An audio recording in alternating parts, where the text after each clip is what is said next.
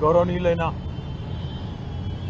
పెద్దలు తెలంగాణ తొలి ముఖ్యమంత్రి రాష్ట్రంలో ప్రతిపక్ష నాయకులు పెద్దలు బీఆర్ఎస్ పార్టీ అధ్యక్షులు కేసీఆర్ గారి ఆదేశం మేరకు రాష్ట్రంలో రైతులను మోసం చేస్తున్న ఈ ప్రభుత్వం మీద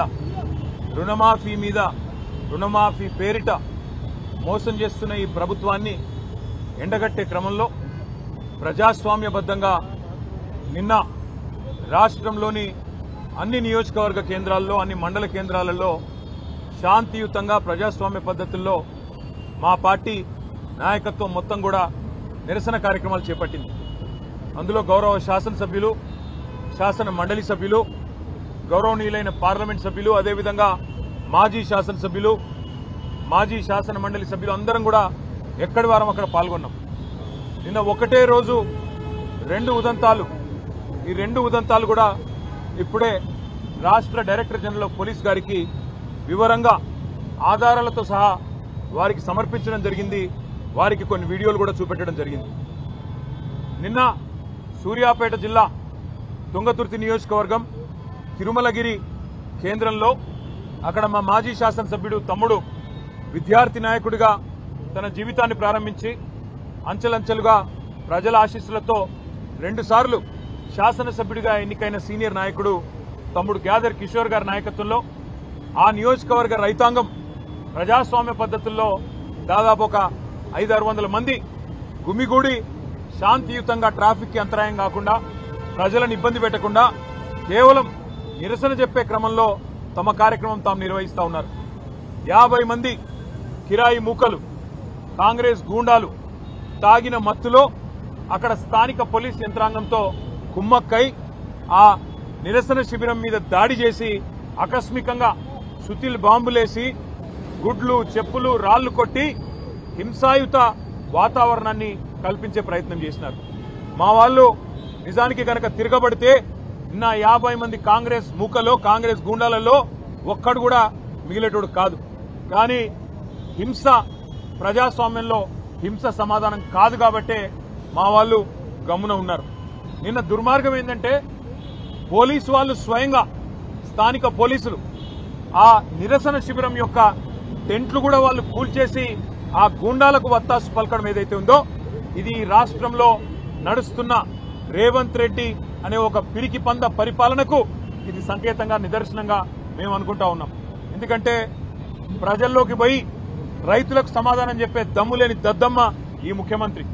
మేము అడిగినాం, చేతనైతే రా, ఏ ఊరికి పోతావో రా, ఏ మండలానికి పోతావో పోదాం, నీ కాన్స్టిట్యున్సీ కొడంగల్ పోదామా, లేదా నీ సొంత ఊరు, నువ్వు పుట్టిన ఊరు కొండారెడ్డిపల్లె పోదామా, వస్తావా అని అడిగినాం.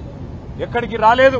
కానీ ఢిల్లీకి పోయినాడు 20వ సిగ్గు లేకుండా ఢిల్లీకి తొత్తుగా, ఢిల్లీకి గులాముగా ఇలా ఈ ముఖ్యమంత్రి గారు గల్లీలో తిరిగి ప్రజలు అవస్థల్లో ఉంటే క్షేత్రంలో తిరగాల్సిన ముఖ్యమంత్రి, మంత్రులు ఇవాళ అడ్డగోలుగా ఈ రకంగా పోలీసులను అడ్డం పెట్టుకుని, ఈ రకంగా కిరాయి గూండాలను అడ్డం పెట్టుకుని ప్రజలను భయభ్రాంతులకు గురి చేసి గొంతు నొక్కాలనే ప్రయత్నం చేస్తా ఉన్నారు.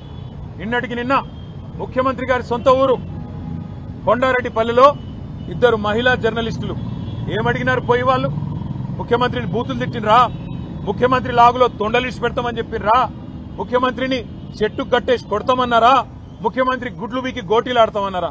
ఏమన్నారు? ఏం తప్పుడు మాటలు మాట్లాడినారు?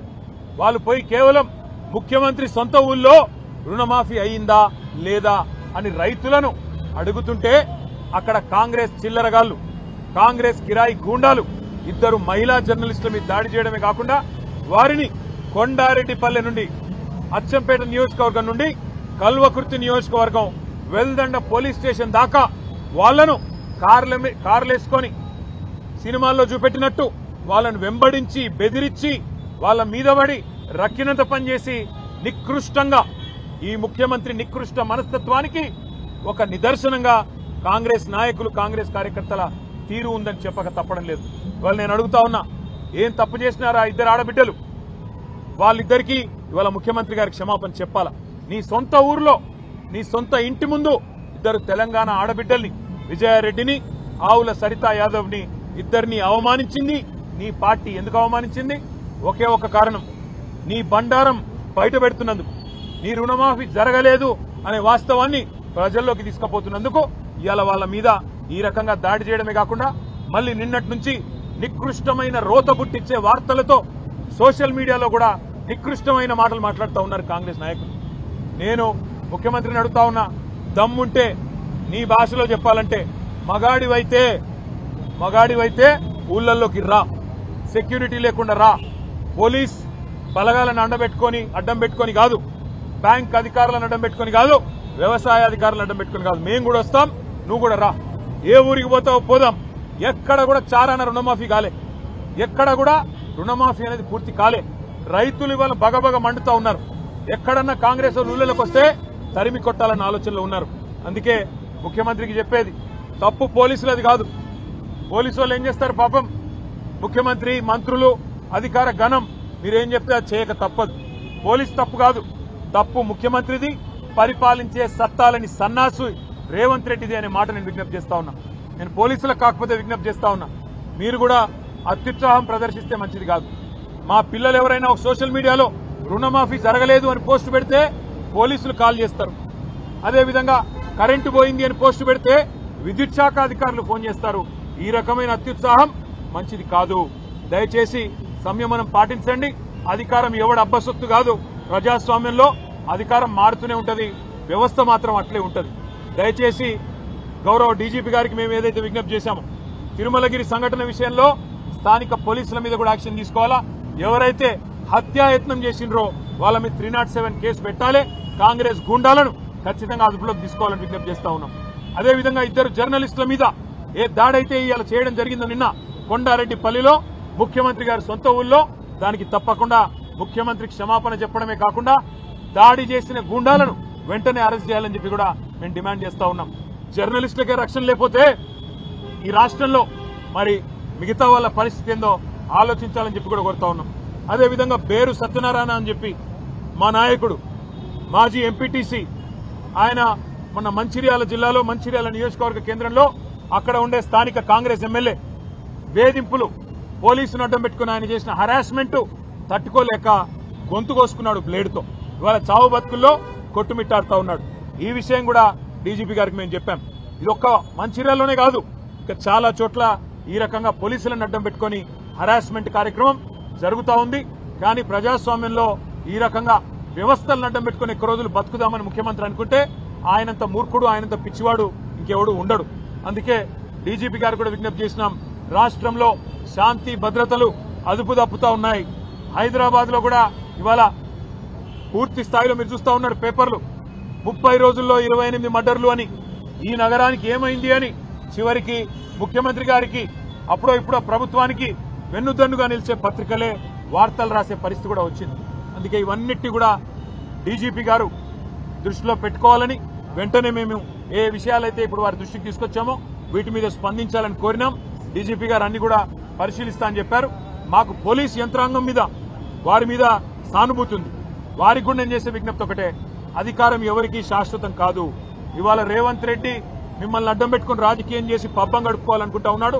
మిమ్మల్ని అడ్డం పెట్టుకుని మిమ్మల్ని బదనాం చేసి ఇవాళ తానేదో 4 రోజులు పదవిని కాపాడుకోవాలనుకుంటా ఉన్నాడు. ఇది మంచిది కాదు. వ్యవస్థలకి ఈ రకంగా అండగా నిలబడ్డామనే మాట కూడా చెబుతూ, సోషల్ మీడియాలో కూడా మా తమ్ముళ్ల మీద కేసులు కానీ ఇంకోటి కానీ జరిగితే తప్పకుండా మేము కూడా అంతే స్థాయిలో స్పందిస్తాం. భవిష్యత్తులో ఇదే రకమైన ఒరవడి కనుక కొనసాగితే మాకు కూడా తప్పదు, చర్యకు ప్రతి చర్య కూడా తప్పదు అనే మాట కూడా డీజీపీ గారికి చెప్పాం. అప్పుడు మమ్మల్ని నిందించవద్దని కూడా చెప్పాం. 10 ఏళ్లు శాంతియుతంగా రాష్ట్రాన్ని నడిపిన వాళ్ళం మేము, రాష్ట్రాన్ని 14 ఏళ్లు కొట్లాడి తెచ్చిన వాళ్ళం మేము. ఈ రాష్ట్రం యొక్క బ్రాండ్ ఇమేజ్ దెబ్బతినొద్దు, హైదరాబాద్ బ్రాండ్ ఇమేజ్ దెబ్బతినవద్దు అనే ఆరాటంతోనే సంయమనంగా ఉన్నాం. నిన్న కావాలంటే మా తమ్ముడు ఒక కనుసైగ చేస్తే యాదరి కిషోర్ గారు 500 మంది ఆ 50 మందిని పొట్టు కొట్టేటోళ్ళు. కానీ మేము శాంతియుతంగా నిరసన చెప్పాలనుకున్నాం, రైతుల పక్షాన ఉండాలనుకున్నాం, మేము నిలబడ్డాం శాంతియుతంగా. కానీ మా సహనాన్ని, మా మంచితనాన్ని, తెలంగాణ మీద మాకున్న ప్రేమను చాతగాంతనంగా, మా అసమర్థతగా, మా ఓపికను పరీక్షిస్తే మాత్రం చర్యకు ప్రతి చర్య కూడా తప్పదు. అప్పుడు మమ్మల్ని నిందించవద్దని చెప్పి కూడా డీజీపీ గారికి, ఈ ప్రభుత్వానికి చెప్తా ఉన్నాం. మళ్ళొకసారి పాత్రికేయ మిత్రులకు కూడా ధన్యవాదాలు తెలియజేస్తా ఉన్నా. నిన్న జరిగిన ఈ సంఘటనలన్నిటి కూడా రాష్ట్ర ప్రజల దృష్టికి తీసుకొచ్చినందుకు తప్పకుండా మీ బాధ్యత మీరు సక్రమంగా నిర్వర్తించినందుకు మా ఎలక్ట్రానిక్ మరియు ప్రింట్ మీడియా సోదరులకు కూడా హృదయపూర్వకంగా మా ధన్యవాదాలు. నమస్కారం. Thank you. డీజీపీ గారికి అది కూడా చెప్పాం. ఇవాళ కొంతమంది పోలీసులు మంత్రుల బర్త్డే కార్యక్రమాల్లో పరవశించిపోతా ఉన్నారు, కేకులు కోస్తున్నారు, డాన్సులు చేస్తున్నారు, స్పీచ్లు ఇస్తున్నారు. వాళ్ళ మీద కూడా చర్య తీసుకోండి. ఇట్లా ఒక డీఎస్పీ గారు ఉంటే కింద సిఐ గారు, ఎస్ఐ గారు, కానిస్టేబుల్కి ఏం సంకేతం పోతుందండి అని చెప్పి కూడా డీజీపీ గారికి అని చెప్పాము. ఆ విషయంలో డీజీపీ గారు కూడా అన్నారు, అవును కొన్ని చోట్ల ఇటు జరుగుతున్నాయి, నేను కూడా చూస్తా ఉన్నాను, తప్పకుండా వారి మీద కూడా చర్య తీసుకుంటాం, ఇప్పటికే షోకాజ్ ఇచ్చామని కూడా వారు కూడా చెప్పడం జరిగింది. Thank you. తప్పకుండా వెళ్తాం. ఎందుకెళ్ళండి.